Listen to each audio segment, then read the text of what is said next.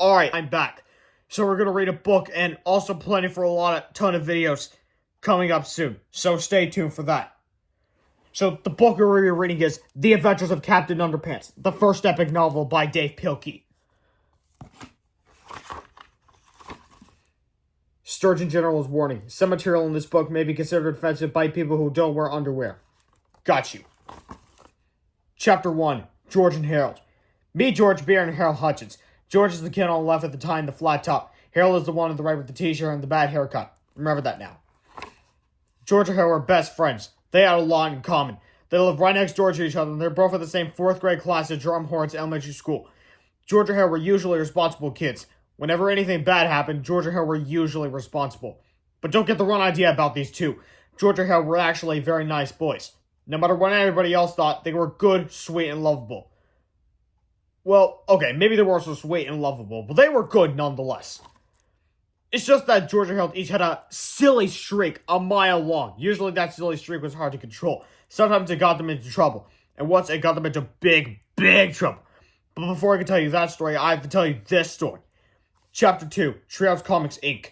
After a hard day of cracking jokes, pulling pranks, and causing mayhem at school, George and Harold liked to rush to the old treehouse in George's backyard. Inside the treehouse were 2 big old fluffy chairs, a table, a cupboard crammed with junk food, and a padlock crate filled with pencils, pens, and stacks of paper. Now Harold loved to draw, and George loved to make up stories. And together the two boys spent hours and hours writing and drawing their very own comic books.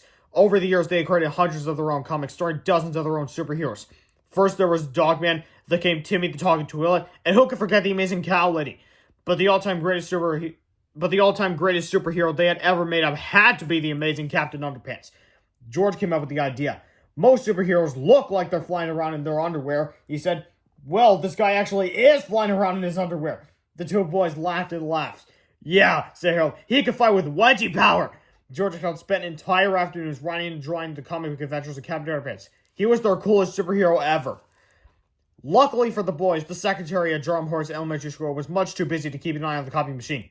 So whenever they got a chance, George and Harold would sneak into the office and run off several hundred copies of their latest Captain Underpants adventure. After school, they sold their homemade comics on the playground for 50 cents each. Chapter 3, The Adventures of Captain Underpants. Written by George Beer, cartoons by Harold Hutchins. Really Cool Adventures of Captain Underpants. Written by George Beer, drawn by Harold Hutchins. It was a time of darkness and despair for planet Earth. Bad guys had taken over the streets, and all the superheroes in the world were too old to fight evil. Then along came a new improved extra strength superhero. Tra-la-la! Look up at the sky. It's a bird. It's a plane. It's an egg salad sandwich. No way! I'm Captain Underpants! Captain Underpants was faster than a speeding waistband. Zoom! More powerful than boxer shorts. And able to lay tall buildings without getting a wedgie. Tra-la-la! Night and day, Captain Underpants watched over the city, fighting for truth, justice, and all that is pre-shrunken company. Meanwhile, at a nearby elementary school, it was a Sticky Taco Surprise Day at the cafeteria. Yeah! Everybody hated it so much they all threw it away. Soon the cafeteria food came to life. I am the Inedible Hulk! Sorry for the book black in the face. The monster ran around the school eating everything in sight. Help! The Inedible Hulk just ate up 50 folding chairs of the gym teacher. Oh no, not folding chairs! This is like a job for Captain Underpants! Captain Underpants shot lots of underwear at the monster, but it didn't do any good. So Captain Underpants took off running. The Inedible Hunk chased him. And chased him. Finally, the Inedible Hunk got too tired and thirsty to chase Captain Underpants. How about a nice drink of water? So the monster took a long drink from a shiny white bowl. When suddenly, ready for Captain Underpants! And so the Inedible Hunk got flushed away and was never heard from again. The end. Don't miss our next exciting adventure. Captain Underpants and the Attack at the Talking Toilets comes soon to a playground near you. Chapter 4, Mean Old Mr. Krupp. Do you see that old guy looking out the window up there? That's Mr. Krupp, the principal. Now, Mr. Krupp was the meanest, sourest old principal in the whole history of Drumhorns Elementary School. He hated laughter and singing. He hated the sounds of children playing at recess. In fact, he hated children altogether. And guess which two children Mr. Krupp hated most of all? If you guessed George and Harold, you're right. Mr. Krupp hated George and Harold. He hated their pranks and their wisecracks. He hated their silly attitudes and their constant giggling. And he especially hated those awful Captain Underpants comic books. I'm going to get those boys one day, Mr. Krupp vowed.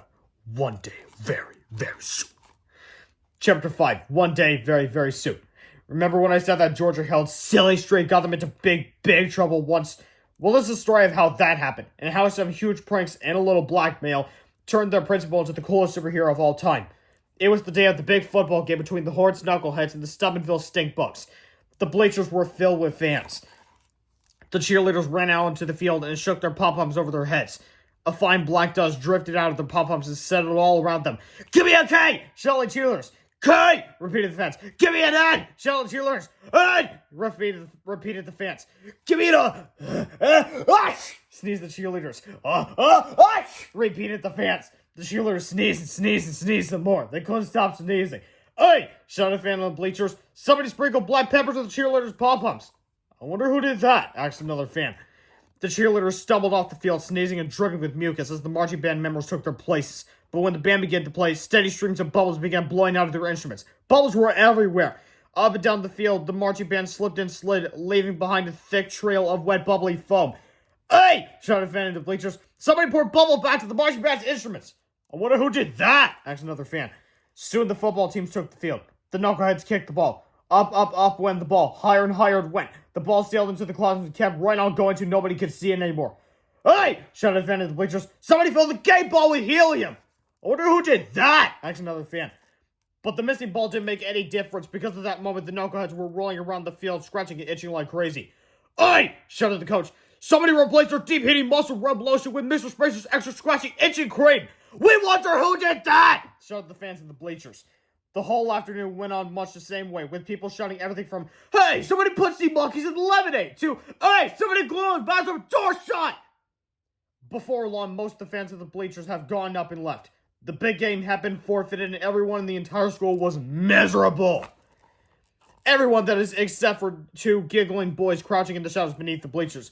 "Those were best breaks yet," laughed Harold. "Yep," chuckled George. "They'll be hard to top, that's for sure. I just hope we don't get busted for this," said Harold.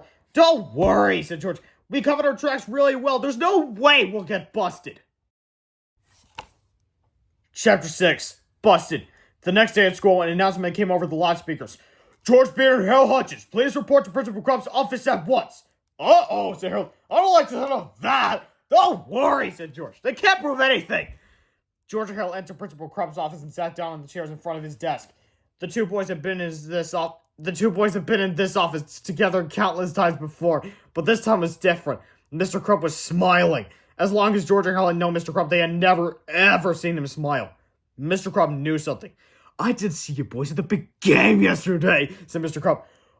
No," said George. "We weren't feeling well." Yeah," Harold stammered nervously. "We went home." "Oh, that's too bad," said Principal Krupp. "You boys missed a good game." George and Harold quickly glanced at each other, gulped, and tried hard not to look guilty. "Lucky for you, I have a videotape of the whole thing," Mr. Krupp said. He turned on the television in the corner and pressed the play button on the VCR. A black and white image appeared on the TV screen. It was an overhead shot of George and Harold sprinkling pepper to the cheerleaders' pom-poms.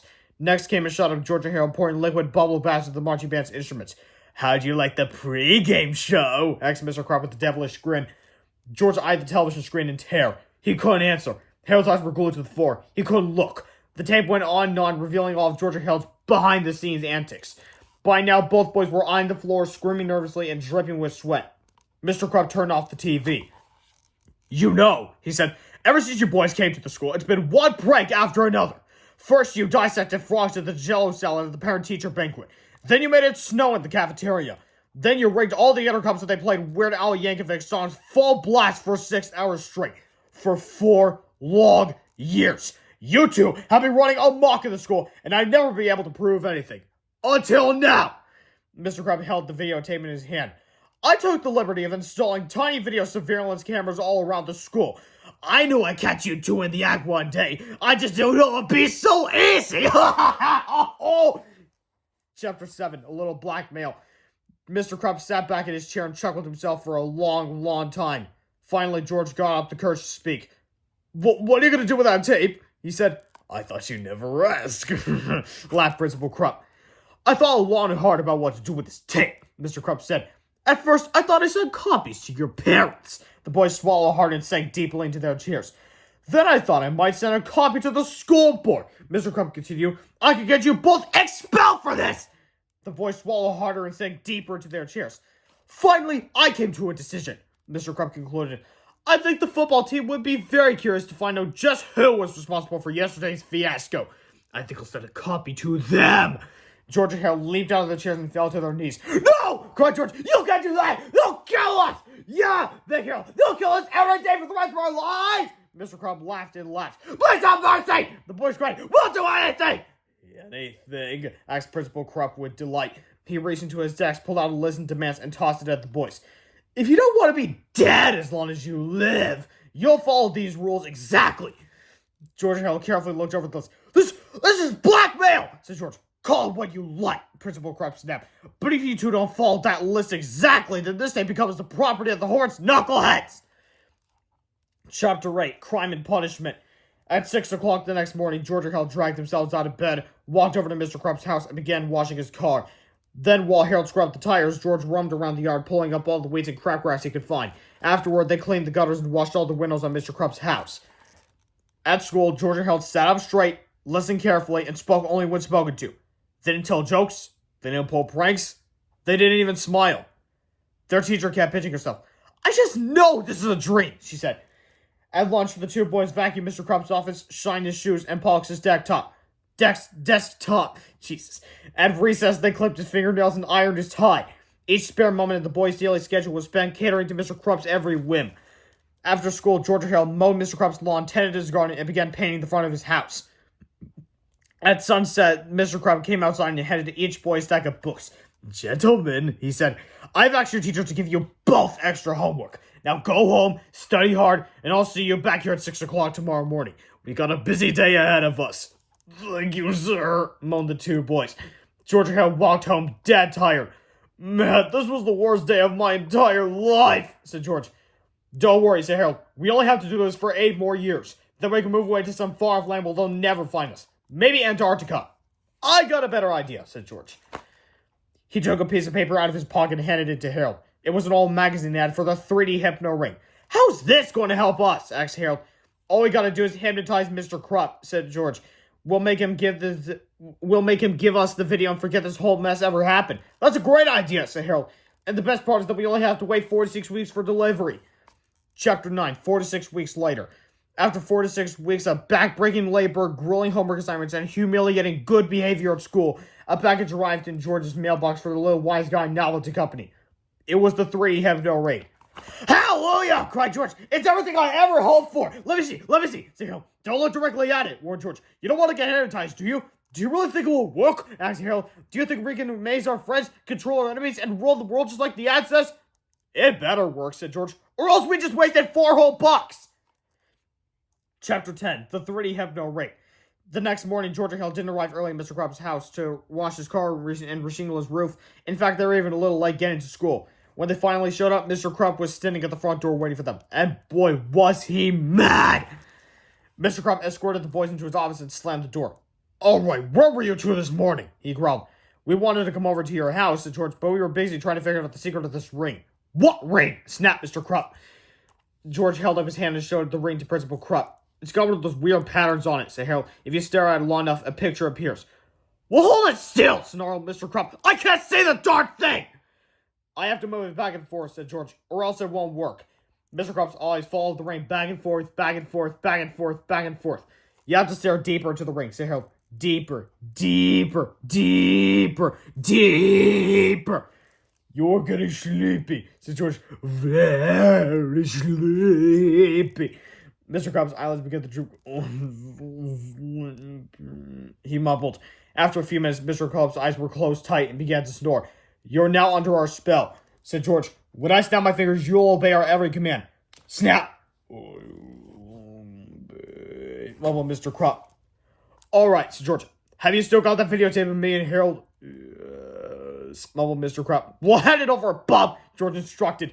Mr. Krupp unlocked the large file cabinet and opened the bottom drawer. He reached in and handed George the videotape. George stuffed it into his backpack. Harold took a different video out of his backpack and put it into the file cabinet. What's that video? Asked George. It's one of my little sister's old Boomer the Purple Dragon sing-along videos. Nice touch, said George. Chapter 11, Fun with Hypnosis. When Harold bent down to close the file cabinet, he took a quick look inside. Whoa, he cried. Look at all the stuff in here! The file cabinet was filled with everything Mr. Krupp had taken away from the boys over the years. There were slingshots, whoopee cushions, skateboards, fake doggy doo-doo, you name it. It was in there. Look at this! Cried George. A big stack of Captain Underpants comics! He's got every issue! Said Harold. For hours, the two boys sat on the floor laughing and reading their comics. Finally, George looked up at the clock. Yikes! He said, it's almost lunchtime! We better clear this mess and get to class! The boys looked up at the principal, who had been standing behind them in a trance all morning. Gee, I almost forgot about Mr. Krupp, said Harold. What should we do with him? You want to have some fun? Asked George. Why not? Said Harold. I haven't had any fun in the last 4 to 6 weeks.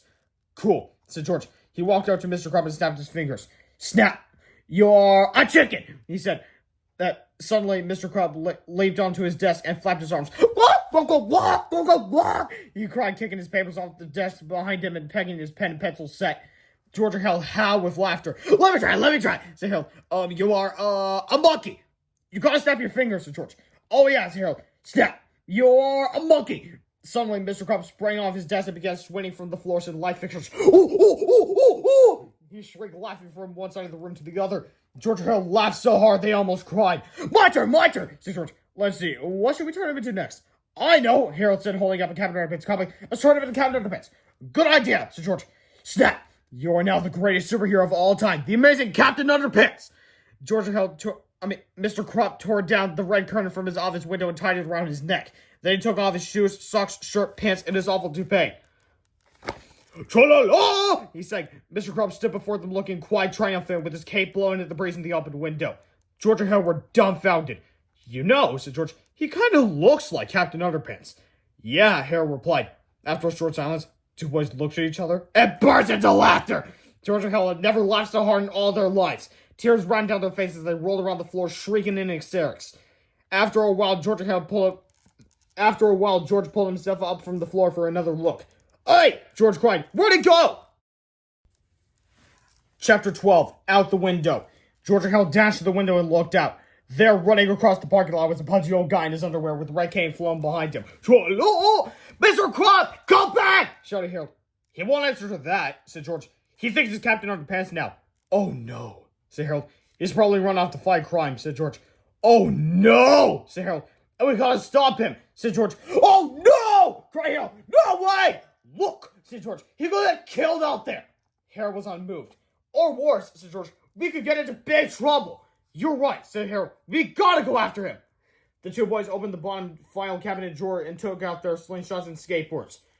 Do you think we should bring anything else? Asked Harold. Yeah, said George. Let's bring the fake doggy doo-doo. Good thinking, said Harold. You just never know when fake doggy doo-doo is going to come in handy.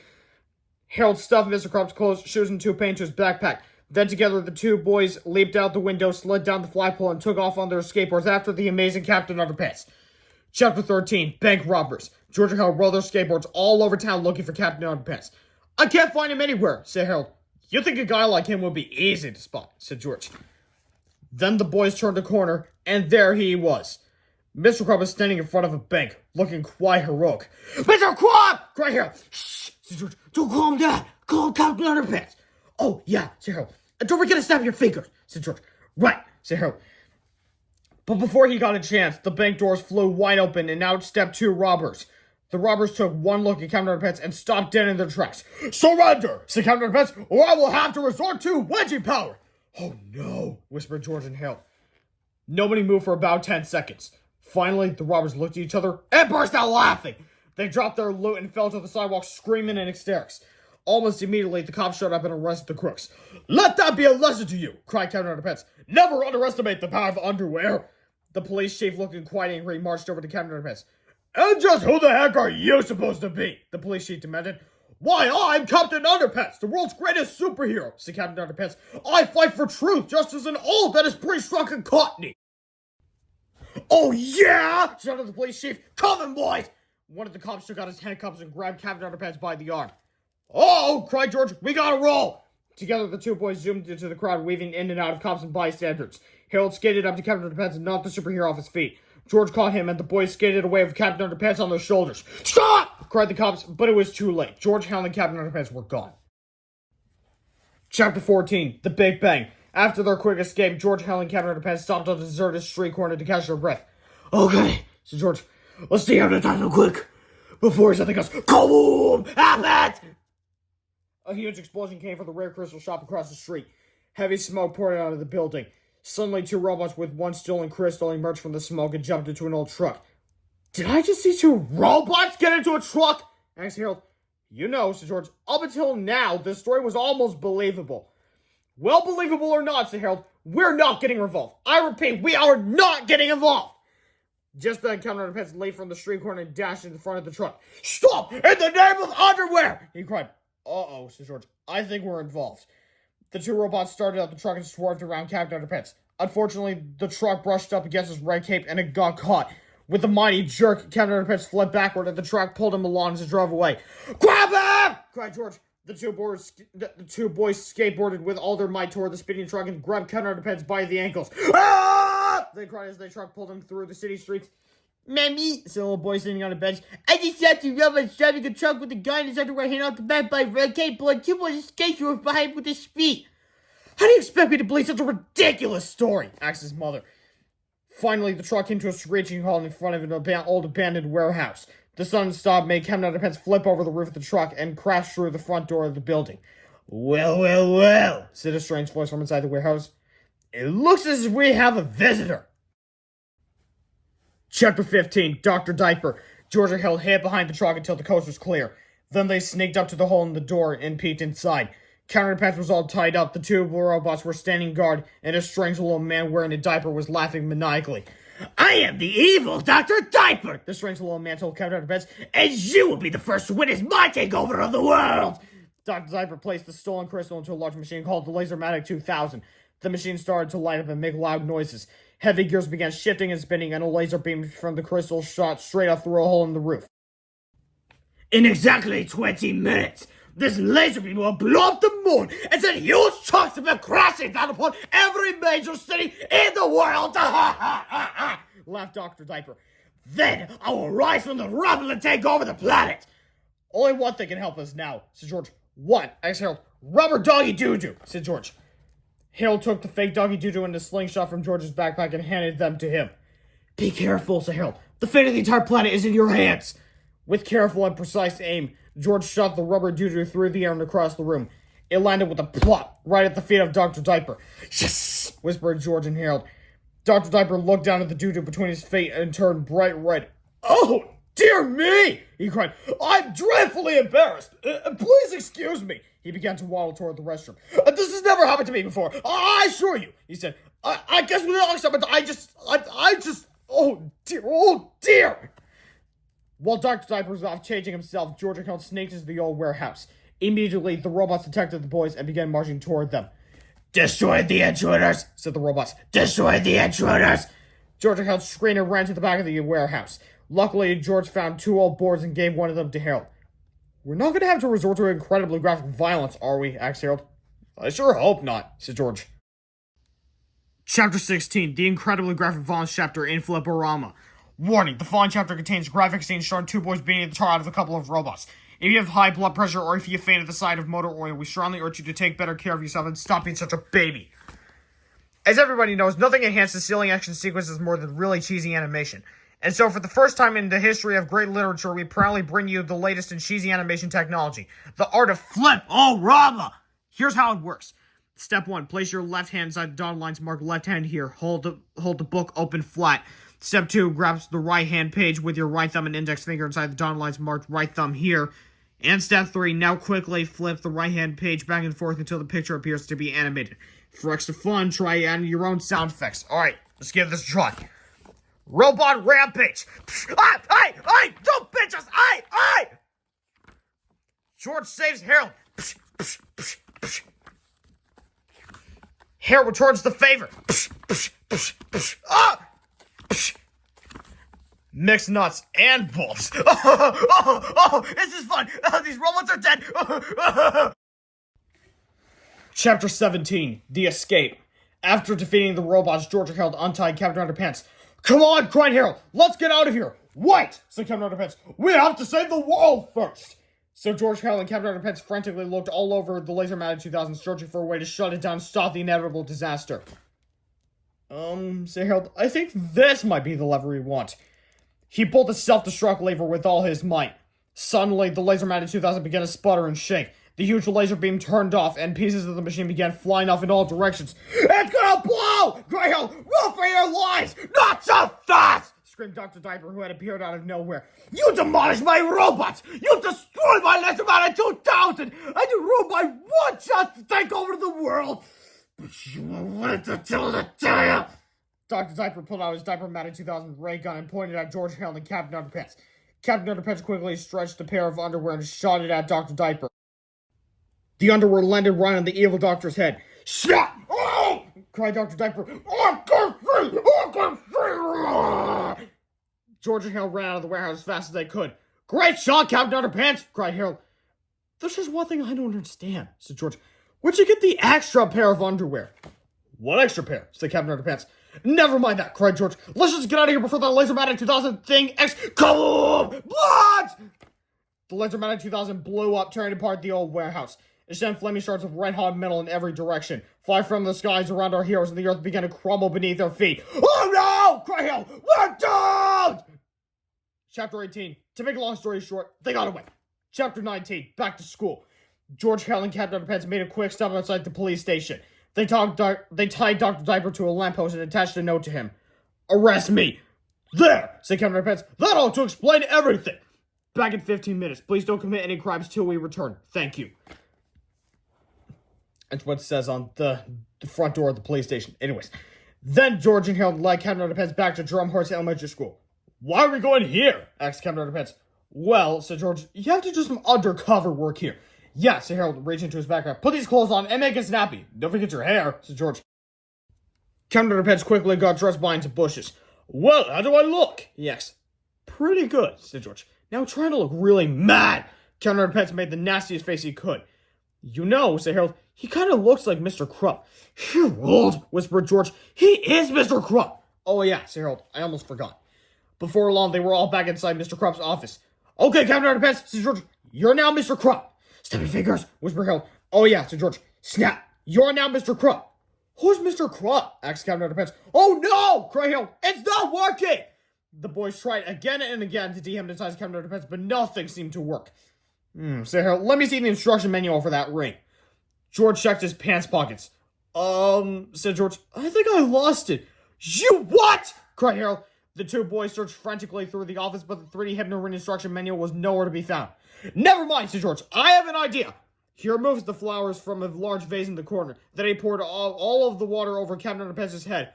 "What do you do that for?" cried Harold. "I saw him do this in a cartoon once," said George. "So it's gotta work." After a few minutes, Mr. Krupp slowly came to. "What's going on here?" he demanded. "And why am I all wet?" George and Hale had never been so glad to see Mr. Krupp in all their lives. "I'm so happy I could cry," said Harold. "Well, you're gonna cry and get that video at football team," shouted Mr. Krupp. "I've had it with your child." Mr. Krupp took the videotape out of his file cabinet. "You boys are gin meat," he sneered. He stormed out of his office with the video and headed toward the gym. George and Harold smiled. "Wait till the football team sees that video," said Harold. "Yes, George. I sure hope they like seeing purple dragons." "Hey, look," said George. "I found the 3D Hypno ring instruction manual. It was in my shirt pocket, not my pants pocket." "Well, throw that thing away," said Harold. "We'll never need it again." "I sure hope not," said George. But unbeknown to them. Warning, whatever you do, don't pour water in anybody's head when they're in a trance. This will cause the hypnotized person to slip back and forth from trance to reality whenever they hear the sound of fingers snapping. Chapter 20. The end? Things at Drumhorse Elementary School were never quite the same after that fateful day. The football team enjoyed Mr. Krupp's videos so much that they changed their name from the Knuckleheads to the Purple Dragon Sing-Along Friends. The name change didn't go over too well with the fans, but hey, who's gonna argue with a bunch of linebackers? George and Hal went back to their old ways, pulling pranks, cracking jokes, and making new comic books. They had to keep an eye on Mr. Krupp, though, because for some strange reason, every time he heard the sound of finger snapping, snap, Principal Krupp turned back into you know who. "Oh no!" cried Harold. "Here we go again," said George. This book was brought to you by Dav Pilkey, the creator of the entire Captain Underpants series. Read the books, enjoy the books, read the spin-offs, enjoy the spin-offs, and nice little colored pages on the inside. So, I'll see you next time, where I read the next book!